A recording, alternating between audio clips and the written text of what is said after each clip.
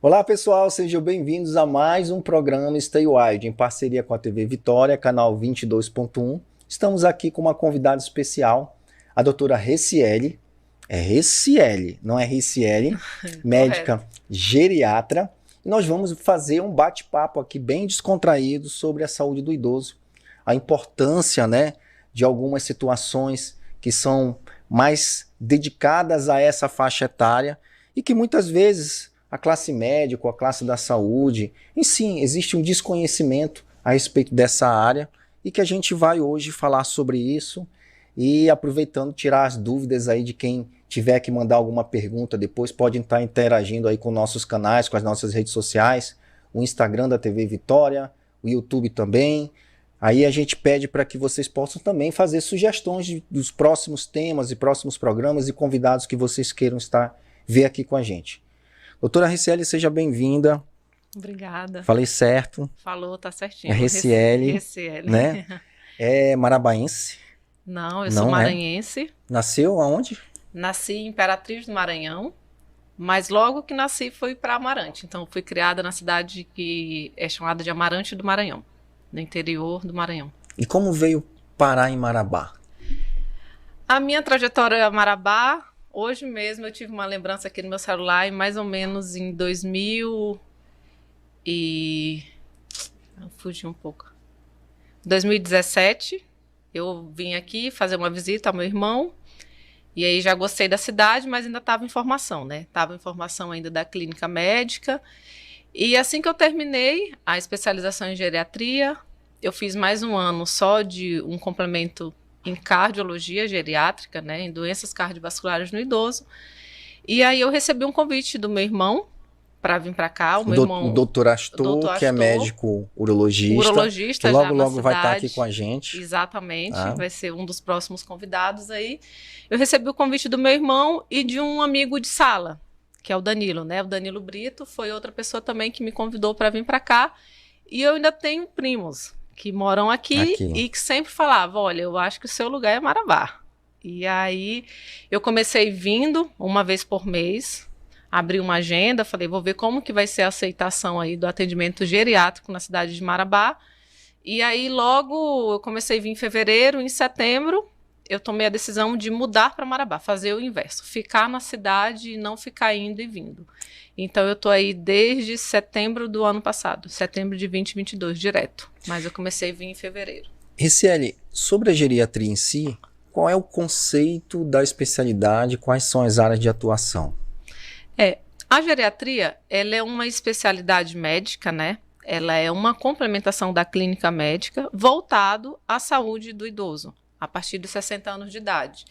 Mas quando a gente fala na saúde em relação à passagem do tempo, né, a passagem do ano, a gente sabe que a partir dos 30 anos algumas coisas já começam a mudar no nosso organismo. Então, assim, quando a gente fala, é mais preconizado a partir de 60 anos de idade, a busca ao geriatra, até uma divulgação maior dessa faixa etária aí, mas a gente já começa a envelhecer um pouco antes, então, se puder buscar o atendimento ao médico geriatra antes dos 60 anos de idade, isso aí faz com que a passagem dos anos seja um pouco mais assistido e que a gente tenha o que é chamado de um envelhecimento bem-sucedido, né? Que é aquele envelhecimento que a gente já se programa para essa passagem aí dos anos e o que a gente pode intervir já de antemão e o que a gente pode prevenir como promoção. Então, a abordagem do médico geriatra é essa, ele visa desde a prevenção, promoção e tratamento de patologias, de doença. E dentro da geriatria, existem subespecialidades? Existe. Sub-áreas de atuação? Exatamente. E aí a gente fala que a gente complementa com o fellow, né? E aí já tem cardiogeriatria, que são as doenças cardiovasculares do idoso. Tem oncogeriatria, cuidados paliativos. Sim. E dentro da geriatria você também pode entrar na parte da fisiatria, que é aquela medicina voltada mais para reabilitação. Então, todos esses complementos você pode fazer após a sua especialização em geriatria e costuma ser em média 1 ano. Entendi. Então, a partir de 60 anos, quem quiser já pode assim procurar o geriatra, Ou mas até também um quem pouco quiser um antes. pouco antes, Isso. já para ir se preparando para essa fase, já numa medida mais preventiva. Preventiva, da Também promoção, sim, né? promoção. Exatamente. Falando em promoção, eu não sei, eu queria escutar a tua opinião, e aqui a gente pode falar, tem essa liberdade, é um bate-papo, e às vezes temas polêmicos a gente pode abordar. Sim. A gente não tem patrocinadores, a gente não tem... Sem conflitos sem de conflitos interesse. de interesse, então não tem nenhuma empresa, nada bancando a gente aqui, tá? Principalmente da indústria farmacêutica.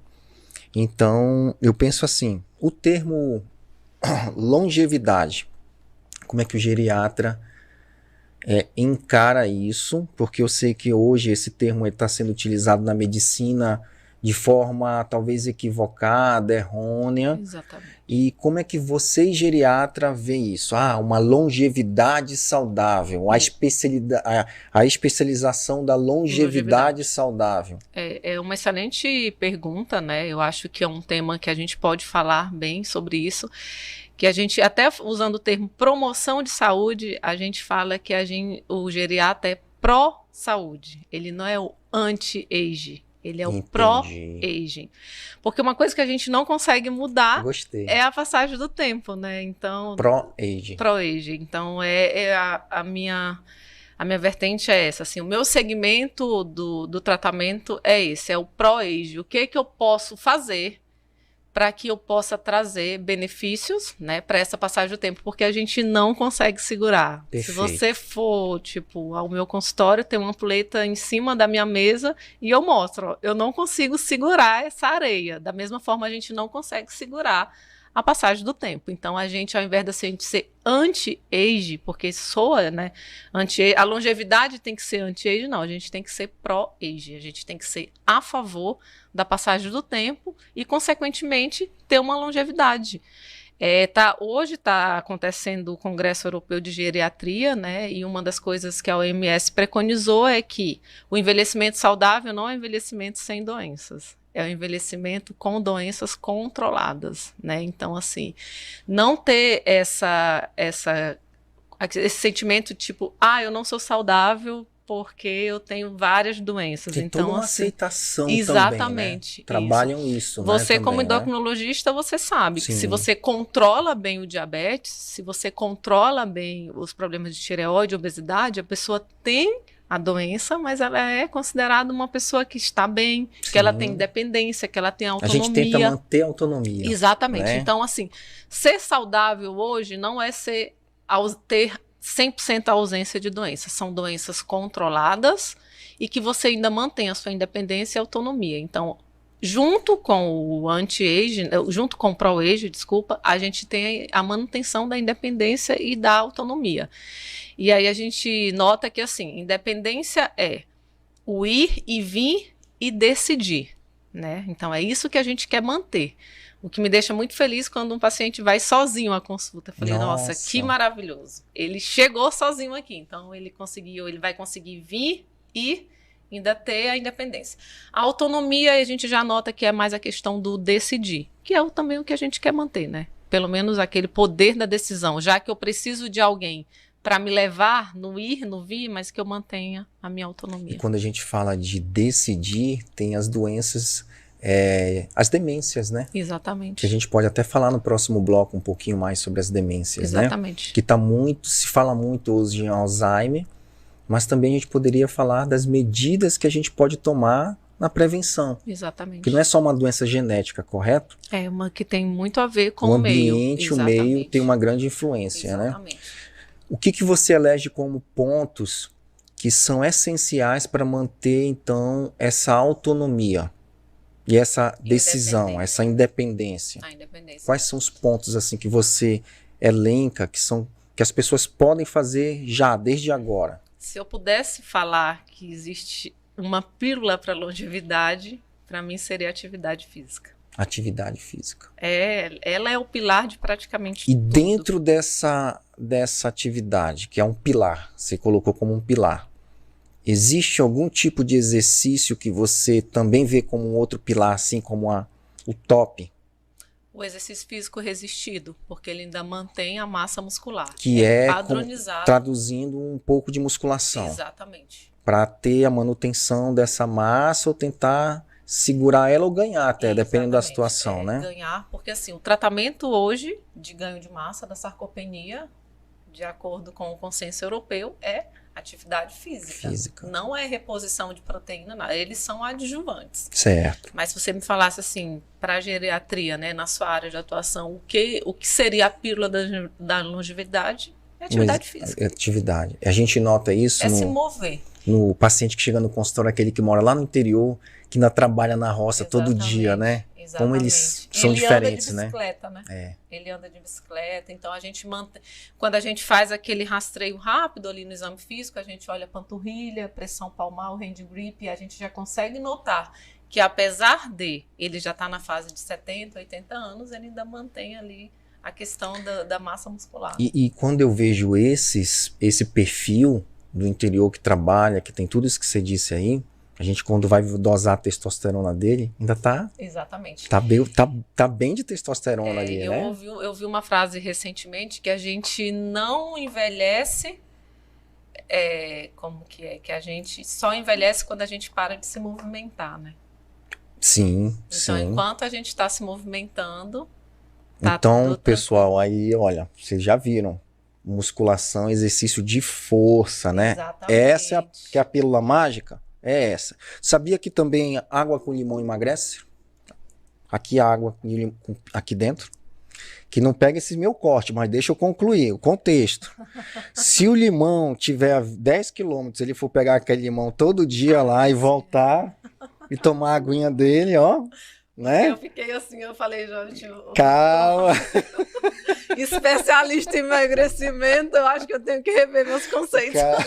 Ele vai falar alguma coisa. Então, assim, plante o limoeiro a 10 quilômetros, vai pegar esse limão todo dia lá e volta. E não né? esqueça que você só começa a envelhecer quando você para. E outros pilares que você considera? Você elencou um que é muito, muito que você considera um top. Importante. Controle das doenças de base. Né? Tem que estar bem controlado. Traduz isso pra gente. Então, hipertensão bem tratada no alvo, né? De acordo com as comorbidades. Quais são as comorbidades? De acordo com a questão do rim, da parte cardíaca, tudo. Um paciente ele é individualizado, a gente não consegue generalizar, né? O controle o paciente socializar, né? Manter um meio social é super importante. A saúde social ali, né? Saúde emocional. Emocional. Isso é super importante.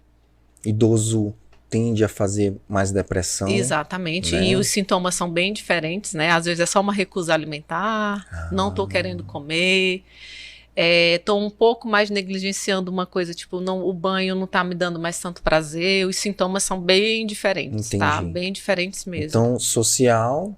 Emocional, o exercício que foi o primeiro, controle das doenças de base, né? Questão social, entra a questão financeira, né? Então a gente saúde financeira, saúde né? financeira, a gente tem que se programar para o nosso envelhecimento, né? Porque as coisas vão ficar mais escassas, vai ficar mais difícil, vai vir a aposentadoria, e isso também eu noto que contribui bastante para a saúde. Entra também na saúde psicológica, né? A não dependência, né? A não dependência financeira, isso é uma maneira também de você envelhecer com saúde. Nossa, importante isso, né? É super importante. A gente tem que pensar programar como que será a nossa velhice, né? Nossa, olha aí, pessoal. Claro, eu sei que muitos já fazem isso aí, se preocupam com a poupança no futuro, Exatamente. Com a aposentadoria, mas também tem esses outros pilares também, né? A gente não está falando de luxo, né? Não é luxo, mas é ter condições de fazer aquele tratamento que requer um pouco mais de recurso, ter condições de supermercado e ter uma feira diversa, ter condições do vestimento. Eu sempre falo assim, quando eu posso, né, já orientar desde o início, eu falo assim, você não precisa ter uma vida luxuosa, mas você precisa ter uma vida básica, né? E no qual, tipo, hoje em dia, tanto no diabetes, na demência e de todas as doenças, a gente tem do remédio, que é o remédio que é gratuito, ao remédio que é o mais top, que a gente sabe que vai ter um efeito muito mais rápido, trazer benefícios e menos efeitos colaterais. Então, assim, poder se beneficiar desse tratamento é uma forma de saúde também, né? É uma forma de bem-estar. O relacionamento com a família, ele também Entra no social, entra né? no social, Ele né? não haver fragilidade, né, social, aí já entra na questão do social. Um bom relacionamento com a família é importante, Porque né? acabam que depois os filhos podem ser os cuidadores, né? Exatamente. Dependendo da situação ali, né? Exatamente. Eles serão os tutores, né? Tutores, né? Isso. E é importante sempre que o idoso vai à consulta e vir acompanhado de um tutor? Ou você prefere que ele seja autônomo na consulta? Ou depende do que você avalia? Depende, né? Depende. Quando ele chega sozinho, aí eu já noto que algumas coisas eu não vou nem precisar frisar tanto, digamos, a autonomia de decidir tudo. Mas na maioria das vezes, eu acredito que 80% é preferível que ele vá com a pessoa que mais conviva com ele. O Não dia... necessariamente precisa ser alguém da família. Às vezes é uma pessoa que mora, que é um cuidador, que alguma coisa, às vezes vai trazer mais informações necessárias para ter um desfecho do que alguém da família que vai lá esporadicamente no final da tarde ou à noite. Então, quando a gente tem uma consulta com o geriatra, a gente sempre preconiza a pessoa que mais convive, né, com o idoso. Isso ajuda bastante na hora das informações, do que vai ser colhido. Entendi. O diagnóstico, então, por exemplo, de uma demência, ele é um diagnóstico que acaba que familiar, né? Sim. Né? E entra nos critérios, né? Quando a gente pega uma alteração cognitiva leve, um dos critérios é perda de memória referida pelo familiar. Então, às vezes o paciente ainda não nota que ele está tendo já uma perda de memória recente e o familiar informa. Então, isso é um dos critérios diagnósticos para a gente dar de um comprometimento cognitivo leve.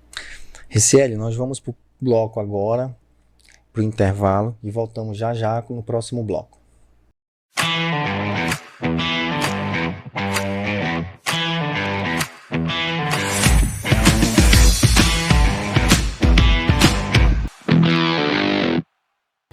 Ricieli, há muito tempo atrás, eu lembro que eu estava até conversando esses dias com meu pai, e ele disse que a minha bisavó, que viveu até 98 anos, ela caducou. E isso é o que a gente fala que é a demência. Tem outro termo que é utilizado, e vamos falar a respeito disso. Então, realmente, quando não se sabia o que era, falar que estava caducando, variando, né? E hoje a gente sabe que qualquer tipo de alteração cognitiva tem uma explicação, né? A gente não... É um termo bem pejorativo que foi usado durante muitos anos, foi a demência senil. Eu já Certo. cheguei a usar esse termo. Eu Exatamente, uso ainda, exatamente. mas me explica por que não. Então, quando a gente usa o termo demência senil, a gente generaliza, né? Quando senil vem do idoso. Então, a gente está informando ou então deixando ali explícito que envelheceu, ficou demente. E não é bem assim. Tá? Qualquer alteração cognitiva, ela precisa ser investigada, precisa ser rastreada. E aí a gente conhece como alteração cognitiva leve, né, que é uma alteração ali bem no início, que às vezes é só referida pelo familiar, que começou a notar que o pai está mais esquecido, não sabe onde está colocando a chave, às vezes está deixando, ou a mãe está deixando a comida queimar. Então é uma alteração cognitiva ali mais leve, né? E aí a gente tem as alterações cognitivas maiores, que são popularmente conhecidas como as demências, né? E aí a gente tem vários tipos de demência, que eu vou citar o exemplo depois. E as alterações cognitivas que têm causas potencialmente reversíveis, né? O que é isso? É quando um paciente, você pode concordar comigo, um paciente tem um TSH de 150, sim, e aí você concorda que ele pode ter uma alteração cognitiva por conta disso? Então é potencialmente reversível. A gente vai tentar tratar esse hipotireoidismo, às vezes ele nem alterou o T4 livre aí no T3, mas o TSH está lá em cima, muitas das vezes associado ao uso de medicação ou um quadro infeccioso, e esse paciente pode ter uma alteração cognitiva. Então eu consigo reverter. Mas se for uma coisa crônica, esse paciente nunca foi ao médico, nunca foi dosado um TSH, e aí ele chega para você já há 2 anos com uma alteração cognitiva, provavelmente a gente não vai conseguir reverter o que era o basal. Então, por isso que a gente usa potencialmente reversível. Outro exemplo é uma sífilis, né? Uma neurosífilis não diagnosticada. Pode também dar alteração cognitiva, deficiência de B12, né? Sim, Já peguei casos sim. que chegou para mim, encaminhamento era com um Alzheimer e um paciente tinha um B12 de 50. Então, isso dá uns lapsos de memória, o paciente pode se perder. Eu vejo isso muito nos bariátricos, né? Que esquece, faz as cirurgias bariátricas e esquece de monitorar, né? Exatamente. E aí, nunca vi demência, tá? Por B12, mas eu sei que vem com baixos níveis de B12, né? Vem um baixo nível, aí às vezes está mais esquecido, estava indo para o trabalho, se perdeu no caminho, né? Okay. Eu já peguei um caso de uma paciente que ela foi encontrada quando eu estava lá em São Paulo, ela saiu para trabalhar e no outro dia ela foi encontrada no albergue, porque ela não sabia voltar para casa. E aí a filha foi atrás, conseguiu encontrar, e aí foi quando a gente viu que a B12 dela era na tipo 12, 3, era bem baixa. Então, nesse caso, tem a reposição e tudo. Então, essas são as causas potencialmente reversíveis. Tem várias outras, né? Infecção por HIV, hepatites. Então, a gente sempre tem que... Chegou com uma queixa cognitiva para você, você tem que fazer um rastreio, né? Às vezes, alguns tumores cerebrais, né? Um AVC e tal. Então, sempre tentar ver a causa se é reversível, né, ou potencialmente reversível. Ok, descartou isso, a gente vai partir para as grandes alterações cognitivas. A mais prevalente hoje é o Alzheimer. É muito mais que 50% das alterações cognitivas das demências são causadas pelo Alzheimer. E aí, em segundo lugar, a gente tem as vasculares, né, que são secundárias a um quadro de AVC, um traumatismo. Então, o paciente teve múltiplos AVCs e começou a ficar esquecido. E aí a gente tem a frontotemporal, que está hoje na mídia, que é do Bruce Willis, uma alteração de comportamento rápido, de evolução rápida, com desinibição, né? O paciente fica mais desinibido, às vezes usa até o termo assim, ficou mais tarado. Então, essa aí é mais essa parte. Tem as de corpos de Levy, que é bem parecido com o Parkinson. A diferença é que tudo abre dentro de 12 meses, né? Em 12 meses o paciente começa a tremer, tem tremor e alterações cognitivas associadas. E quando a gente parte para a demência de Parkinson, tem que passar de 12 meses de evolução da doença. Então, o diagnóstico diferencial é basicamente esse. Então, é um universo aí dentro, né? Então é uma conversa bem longa, né? Eu fiz uma live com um amigo de Brasília, ele é neuroclínico, especialista em demências. Ótimo.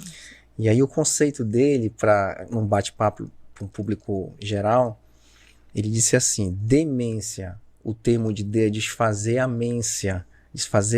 Aí ele falou, né, que tem várias situações, né? Dentro dessa que você falou, dessas, qual que você hoje vê que tem a maior prevalência? Alzheimer. Isso, tá? Alzheimer. E quais são os fatores de risco? Por que está acontecendo mais diagnóstico de Alzheimer hoje também? Exatamente.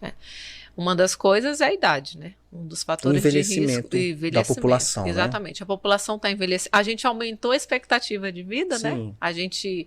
A medicina se modernizou muito, a indústria farmacêutica está aí, assim, com um leque de opções de tratamentos, então a gente tem mais expectativa de vida. Associado a isso, a gente pode ter a maior prevalência da demência de Alzheimer, né?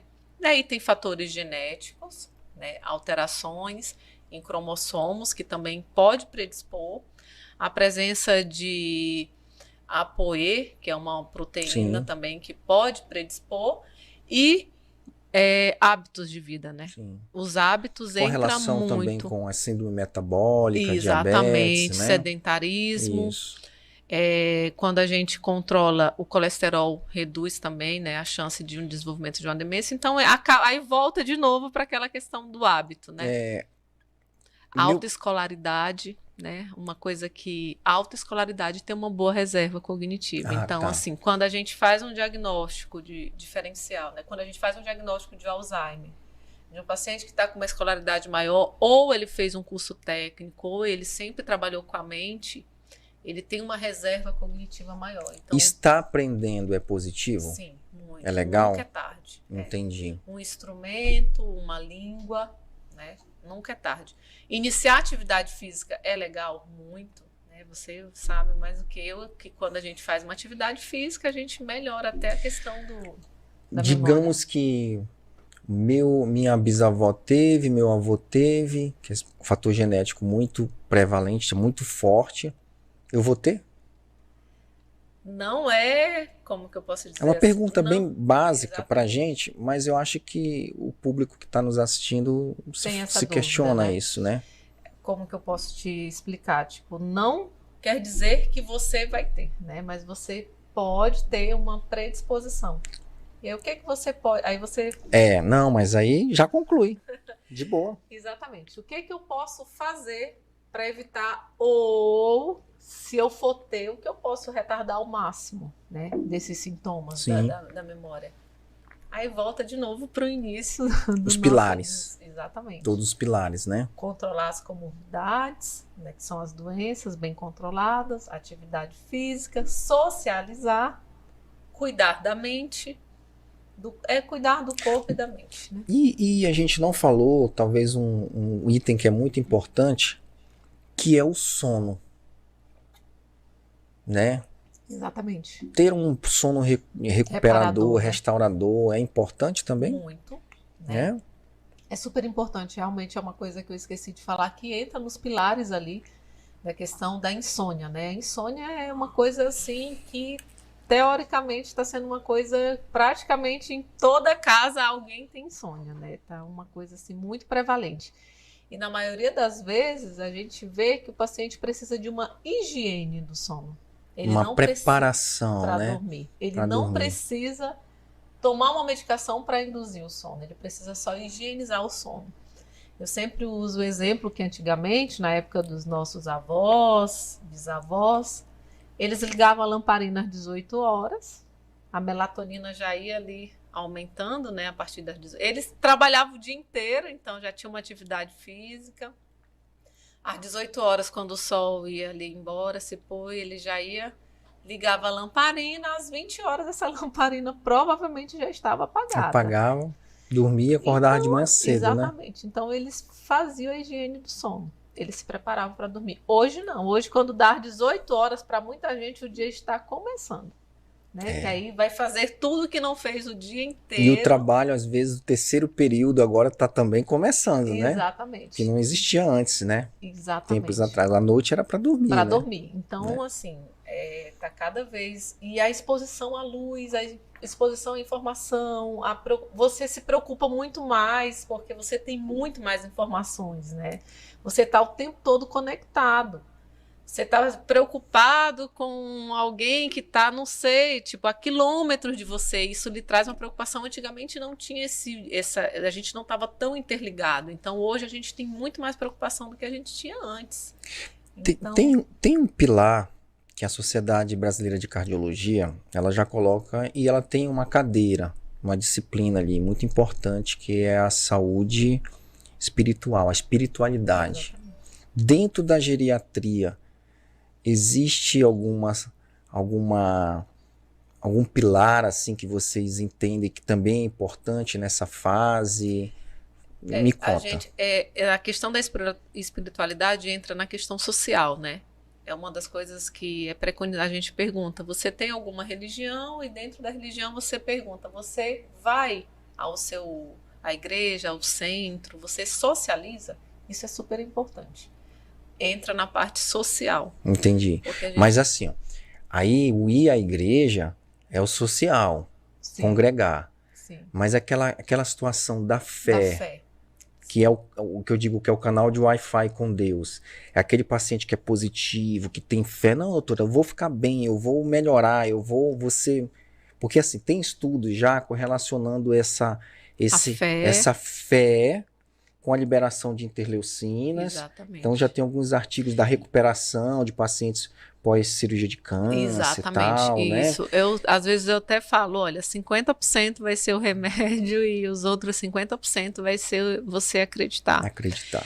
Não é sempre que a gente tem essa abertura, né? Sim, A gente respeita sim, todas, claro. a gente não tá Tem que querendo saber lidar, trazer, né? exatamente, não tá querendo trazer aqui essa questão de mas é ir ao culto, ir ao centro, ir a qualquer outro Sim. local, assim, que eles se sintam, às vezes é no prédio, no condomínio, está ali socializando, né? Isso é super importante. E essa questão do acreditar muda bastante, assim. Quando eu tenho abertura, né, de falar, eu sempre tenho esse lado mais positivo e de falar, olha, 50% vai ser a medicação, mas você tem que acreditar. Isso ajuda muito no tratamento. Ajuda mesmo. E tem comprovação científica, né? Então, aí eu sempre digo que o acreditar libera substâncias boas. Exatamente. E o medo e não acreditar libera substâncias ruins. Aí baixa o ombro, tem toda uma postura que muda, né? Sim. Então, esse comando aí ele é importante, né? É importante. Mas isso é uma coisa que tem que ser treinado ao longo da vida, né? Não é assim. É igual eu falei para você precisa elencar isso, falar sobre isso, mas você precisa ter uma certa abertura também, porque a gente traz uma carga, né? A gente traz uma bagagem familiar, social. Então, são muitos anos. Eu sempre falo assim que quando a gente chega aos 70 anos, a gente perdeu muito já, né? Às vezes a gente já perdeu pai, mãe, irmãos, primos, tios, vizinhos, entes queridos, marido. Tem toda uma história, exatamente, né? são muitas perdas. Então, assim, lidar com as perdas é difícil. Então, são acúmulos de perdas, são quadros depressivos não tratados. Então, assim, você chegar a essa fase com tantas perdas e falar assim, olha, só você acreditar, aí é difícil. Eu entendo. Tá? Então, sempre tem Tô aprendendo muito hoje. sempre tem que ter essa questão aí da abertura. E eu sempre dou esse exemplo. Quando o filho vai, minha mãe não acredita mais em nada, minha mãe não quer mais isso e tal, mas aí eu falo, mas a sua mãe já perdeu muito até hoje. Você tem ela ainda, né? Então, a gente tem que ser um pouco flexível nesse sentido, porque é um acúmulo de perdas. E a gente sabe que neurotransmissores vão reduzindo, serotonina, noradrenalina, acetilcolina. E o idoso vai perdendo também aquela questão da autonomia, vai perdendo o paladar, vai perdendo a vontade de comer, né? Então favorece todo um estado mais de tristeza, né? Então eu acho que tem que levar em consideração isso também, né? Com certeza. É uma das queixas bem frequentes. É falta de apetite. Eu tô aqui só porque eu não quero comer. Não quero mais comer. Então, é bem frequente isso mesmo. E são alterações fisiológicas que às vezes vão acontecer no nosso trato gastrointestinal, que vai fazendo que você realmente não tenha tanta aptidão para comer. E aí, sempre ficar atento aos sinais indiretos de depressão, né? Entendi. Às vezes pode ser um fator ali indireto de um quadro de depressão. Agora, digamos que, imagina que a gente tenha o idoso, né? Eu já nessa fase de evolução, tenho todo esse cuidado, mas quando chegou lá por volta dos meus 75, tem um tapetinho que eu vou, escorrego e caio. Mas aí a gente vai falar a respeito disso aí só no próximo bloco. Vamos pro intervalo.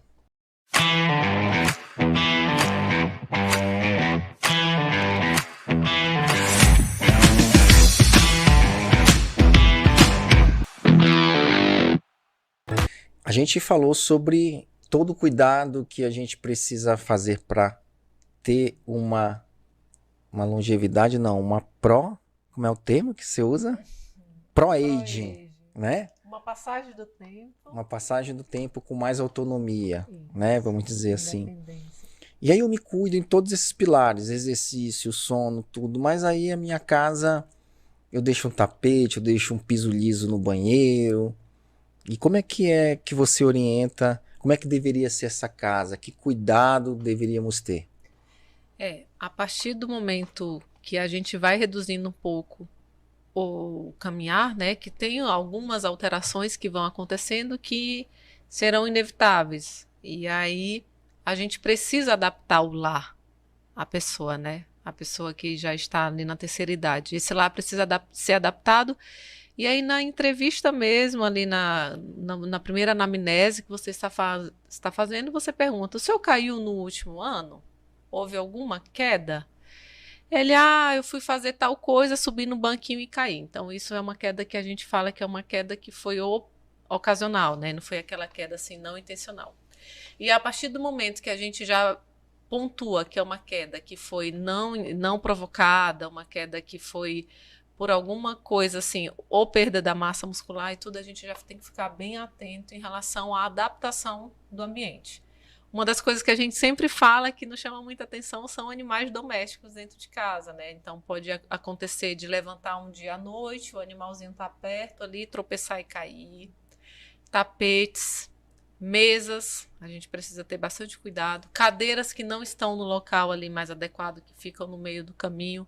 Então isso precisa ser olhado com bastante atenção. A escada. Né? Escadas, e aí a gente fala em lá adaptado, né? Se puder, adaptar totalmente.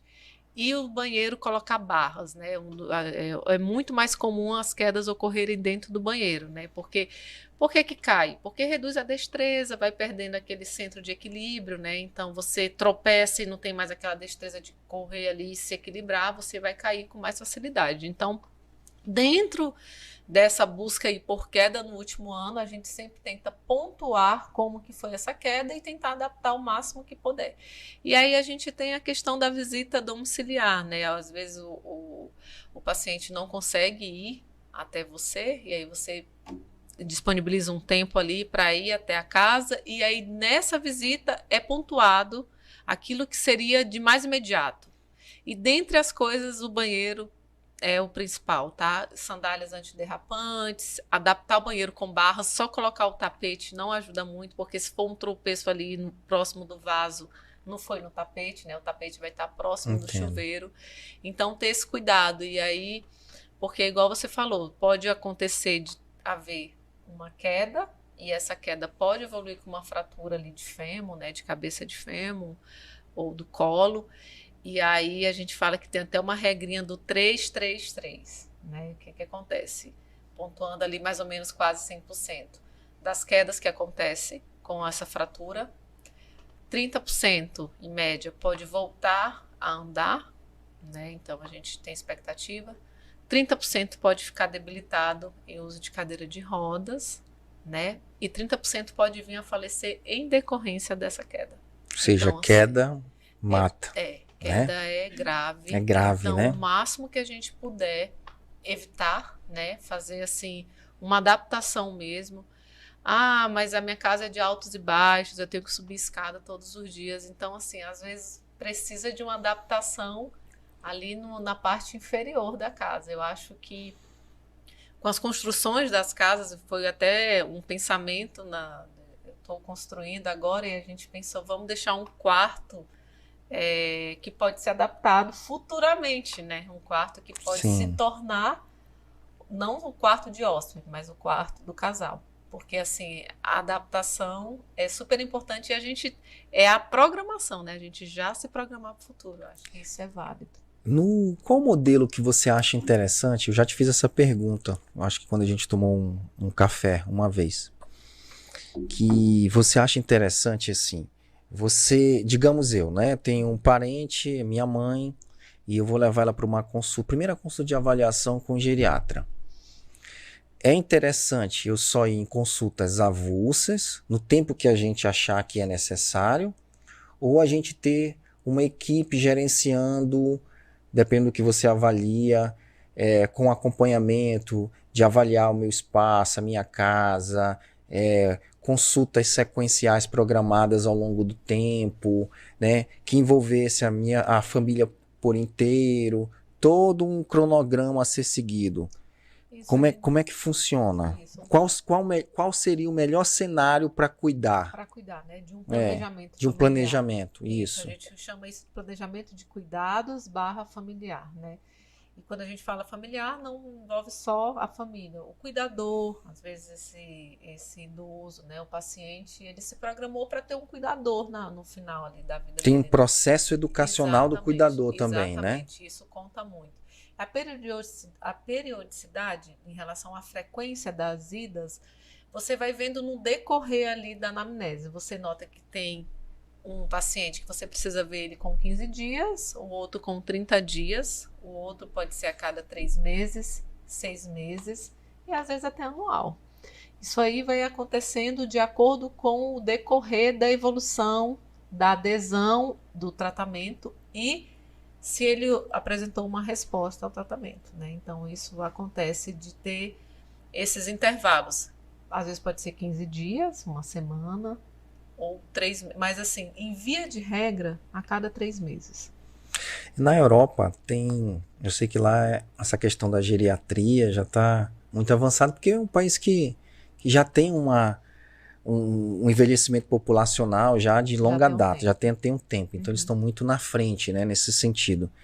Então eles têm os lares que cuidam dos idosos. E já se programam, né? Eles têm toda uma tecnologia de acompanhamento também do idoso em casa, com aqueles equipamentos que se cair, avisa a central. Já começou a ter todo um lar mais inteligente voltado para a saúde do idoso. Como é que você vê isso no Brasil? Isso vai chegar? A tecnologia você vê como algo positivo? É sempre bem positiva, né? Nesse sentido, assim, do controle e do monitoramento. Mas a gente vê que tem um cenário, tem uma diferença entre Brasil e a Europa.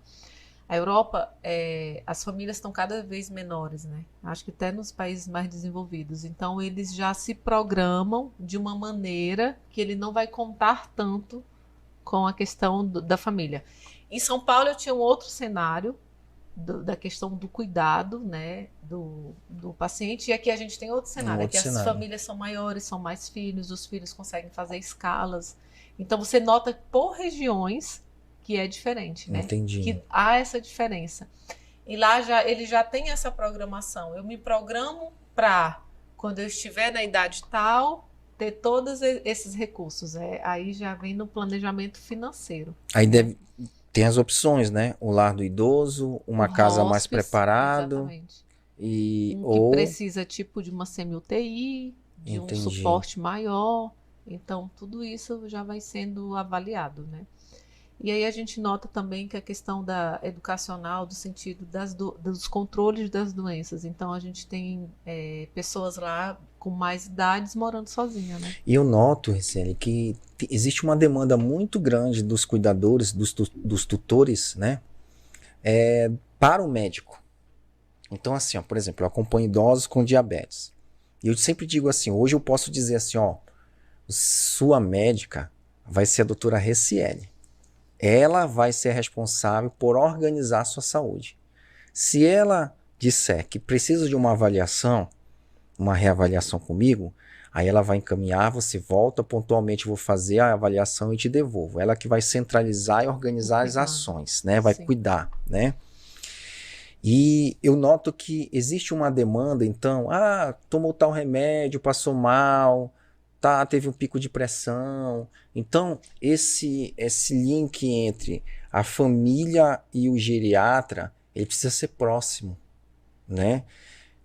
Hoje, existe uma equipe, é possível ter essa equipe que você consiga dar esse retorno, porque eu sei que à medida que você vai tendo mais paciente, aumentando, a demanda vai ficando mais alta, né? Mas aí, como é que você pensa, assim, que é interessante, sim, essa proximidade, você vê isso como positivo? Eu vejo como bastante positivo, né? Eu acredito que realmente, eu acho que só precisa ser, já na consulta, mostrar como que seria esse feedback com a família, mas é super importante, porque às vezes você começa ali uma medicação nova e realmente não vai ter uma adaptação àquela medicação. Então, a família trazer isso para você é importante. E na maioria das vezes vai ser pelo meio tecnológico, né? Não vai conseguir chegar até o seu consultório daqui 2, 3 dias para falar. Então, a gente tem um meio tecnológico. Aí entra aquela parte assim do monitoramento. Que A eu acho que consulta é uma coisa, um diagnóstico, é um Exatamente, momento, mas isso. tem todo um gerenciamento que é uma Isso. outra abordagem de acompanhamento, Exatamente. É um né? É projeto, um né? projeto, né? Um Exatamente. programa, um Isso, é projeto, um né? projeto. Eu tô a Marabá há mais ou menos um ano, né? Mas é uma coisa que aí nesse intervalo aí teve uma licença Sim, maternidade. sim. Então, assim, mas é um projeto. Eu já tenho próximo a mim uma enfermeira que já consegue me Maravilha. ajudar nas visitas domiciliares, que isso foi uma coisa que me ajudou bastante. E aí dá para você, como ainda tem essa questão de eu ter alguns horários livres, eu tiro uns horários ali do meu dia para ver essa questão do monitoramento. E aí eu sempre falo, quando eu vejo que é um tratamento que precisa ali de estar mais próximo, eu fico mais próximo desse paciente, porque intervir é melhor do que a gente esperar o efeito ali mais Tem, deletério. tem uma situação que deve acontecer muito, que é a polifarmácia em casa. Já nessa abordagem, onde você tem, por exemplo, uma equipe que vai lá e organiza, poderia organizar tudo isso, né? Exatamente. E como é que... A polifarmácia é muito comum hoje, né? Atendi esses dias uma pessoa, uma idosa, que tomava 28 medicamentos. Exatamente. Não é infrequente, né? 28. E aí eu não sabia mais nem o que era efeito colateral, nem o que era doença. Eu encaminhei ela para ti. Não sei se chegou.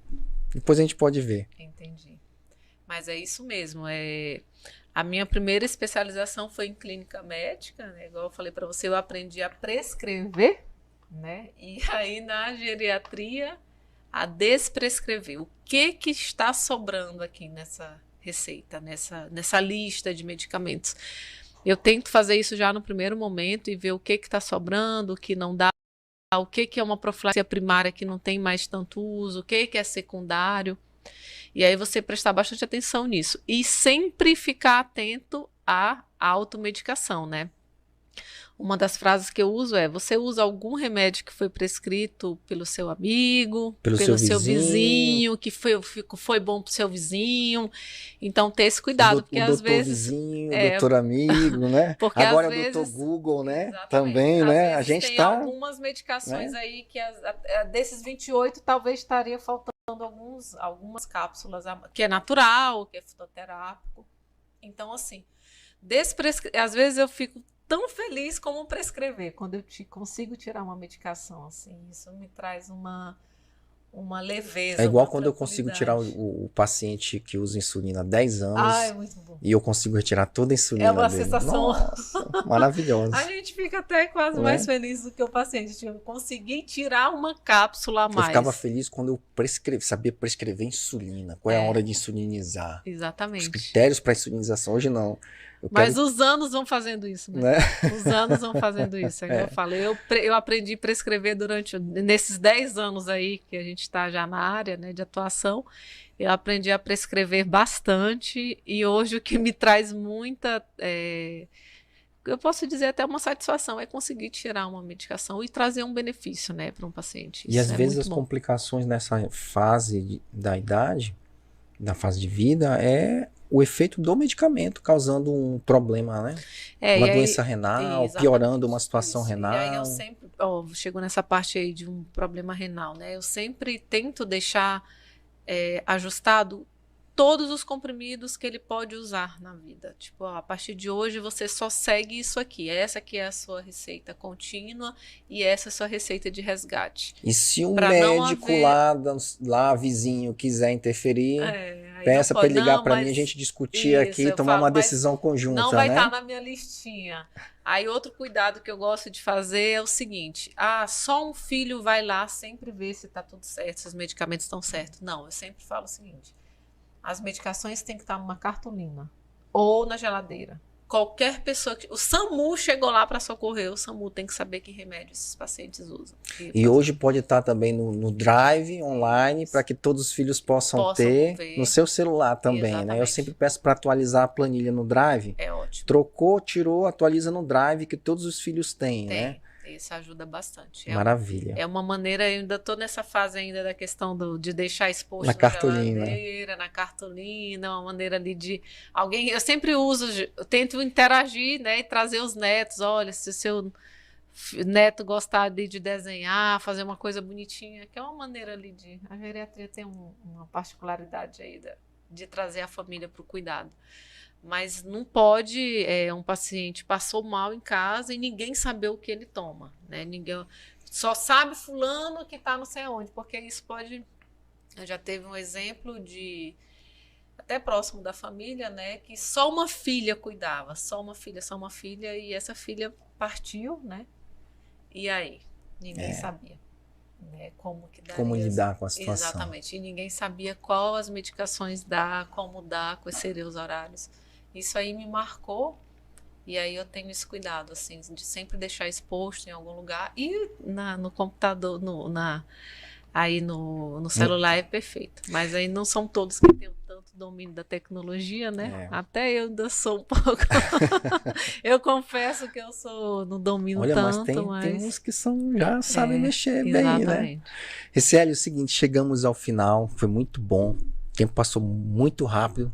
Daria para umas 3 ainda podcast, que tem muitos assuntos dentro. Né? E a mensagem é o seguinte: procure um geriatra para ser o seu médico que vai organizar essa fase muito importante na sua vida. E deixa ela guiar você. Não deixa o doutor vizinho, o doutor amigo, porque geralmente medicamentos, essa polifarmácia, a escolha de um medicamento de escolha própria, pode ser esse medicamento que prejudique você.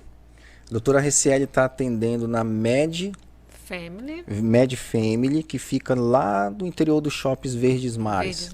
Né? É isso. Tem o Instagram de lá, que é @MedFamily Marabá. MedFamily Marabá. Isso. Tem também o pessoal, que é doutora Ricieli Chaves, geriatra. E aí, é só quem quiser encontrar ela, é só ir num desses canais aí, mandar um direct, que o pessoal vai responder para vocês. Obrigado, Ricieli. Eu que agradeço a oportunidade. Para mim é um prazer estar aqui, compartilhando um pouco da minha experiência com você e aprendendo muito também. Eu aprendi demais. Eu estou à disposição, se precisar. Pessoal, fiquem com Deus. Stay wild.